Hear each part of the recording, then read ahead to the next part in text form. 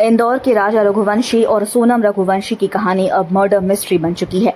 समाज और परिवारों की रजामंदी से 11 मई को शादी, 20 मई को हनीमून पर मेघालय जाना और फिर 2 जून को पति राजा रघुवंशी की लाश जंगल में मिलना, सब कुछ बेहद चौंकाने वाला है। 23 मई को दोनों होटल से चेकआउट करते हैं और फिर दोनों गायब हो जाते हैं। वहीं एक दिन बाद लावारिस स्कूटी, फिर बैग और आखिरकार 2 जून को एक गहरी खाई में राजा की लाश मिलती है। पुलिस को शुरुआत से शक था कि सोनम जिंदा है और अब केस में उसकी भूमिका सामने आ चुकी है।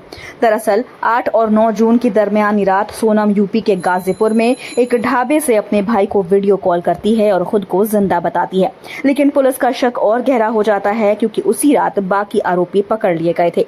जांच में सामने आया कि सोनम का अफेयर राज कुशवाहा नाम के युवक से था जो उसके पिता की फैक्ट्री में काम करता था। इसी के कहने पर सोनम ने 3 कॉन्ट्रैक्ट किलर्स के साथ मिलकर अपने पति की हत्या करवाई। हत्या के बाद सोनम गहनों और 9 लाख रुपए कैश लेकर नेपाल भाग जाना चाहती थी।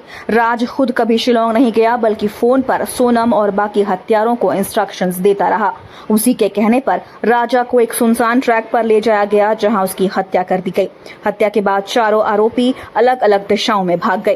फिलहाल सभी आरोपी गिरफ्तार हो चुके हैं और मेघालय पुलिस उन्हें रिमांड पर लेकर पूछताछ कर रही है। ये पूरा केस प्यार, धोखा और प्लान्ड मर्डर का वो खतरनाक मेल है जो अब पूरे देश की सुर्खियों में है।